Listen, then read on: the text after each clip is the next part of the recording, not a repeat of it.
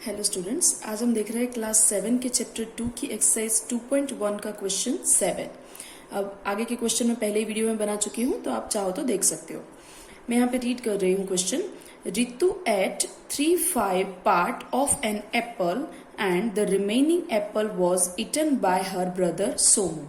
मतलब कि रितु ने एक एप्पल खाया है, लेकिन उससे पूरा एप्पल नहीं खाया, उसका सिर्फ 3/5 पार्ट ही खाया है। ठीक है, 3/5 पार्ट ही खाया है और बाकी का बचा हुआ जो एप्पल है वो उसके भाई सोमू ने खाया है। How much part of the apple did Somu eat. तो हमें पता करना है कि सोमू ने कितना पार्ट खाया होगा। ओके, एप्पल का कितना पार्ट खाया होगा। Who had the larger share, किसका पार्ट ज्यादा बड़ा होगा, किसका शेयर ज्यादा बड़ा होगा, एंड बाय हाउ मच, और कितना बड़ा होगा, ये हमें पता करना है। ठीक है, तो मैंने यहाँ पे कुछ चीजें लिख के रखी है कि part of apple eaten by Ritu. Ritu ने कितना पार्ट खाया, 3/5। तो part of apple for Somu, तो सोमू के लिए कितना पार्ट बचा। तो बट ऑब्वियस है एप्पल एक ही था और एक पार्ट में से रितु का पार्ट अगर मैं माइनस कर दूं तो मुझे सोमू का पार्ट मिल जाएगा।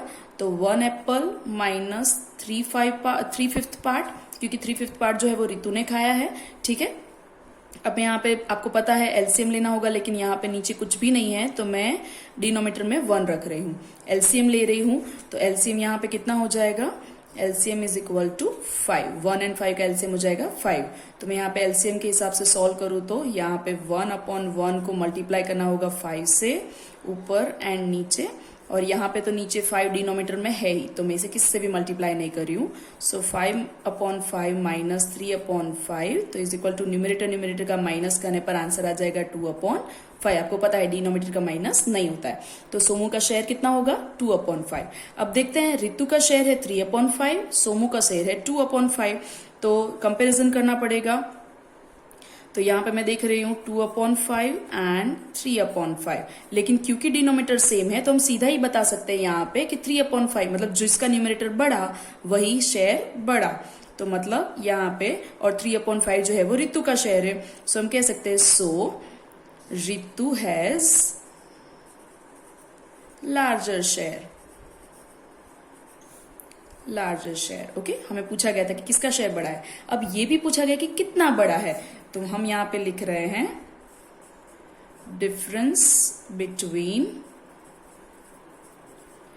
Ritu and Somu's part.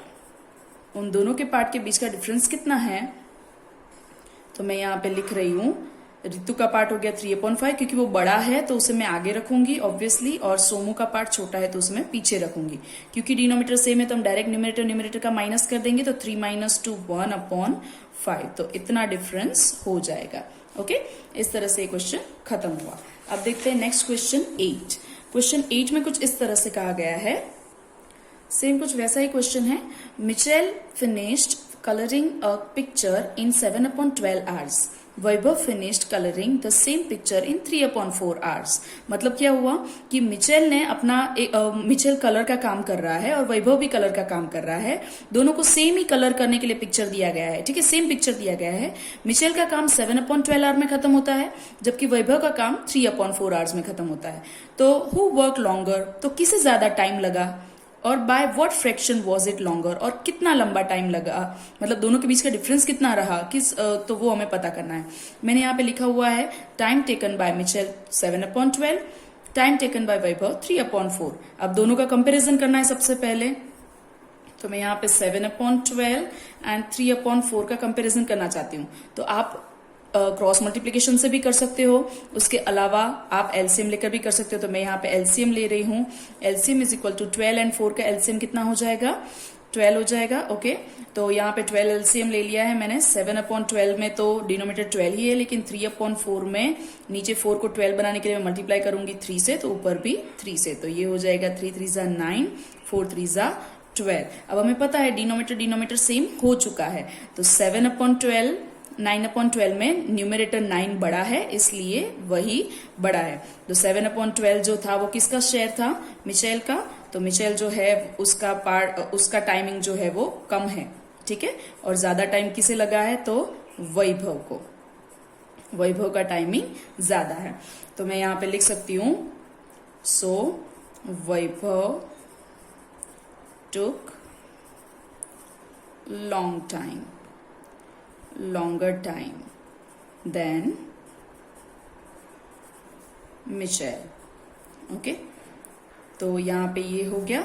Next question है कि बाय व्हाट फ्रैक्शन, तो हम डिफरेंस पता कर देते हैं। यहाँ पे डिफरेंस इज इक्वल टू वैभव, क्योंकि वैभव का टाइम बड़ा है तो मैं यहाँ पे 9/12 रख रही हूँ और 7/12।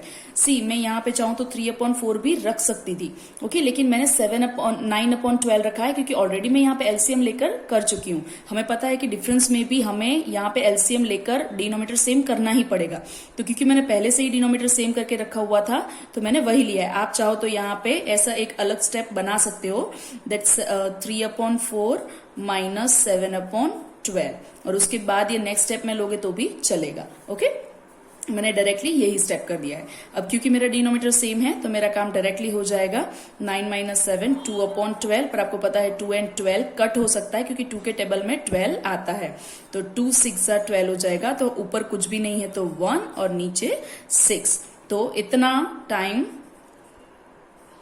एक मिनट, इतना टाइमिंग जो है वो उससे डिफरेंस रहेगा दोनों के टाइमिंग के बीच में। ओके, यहाँ पे हमारी एक्सरसाइज खत्म हो रही है।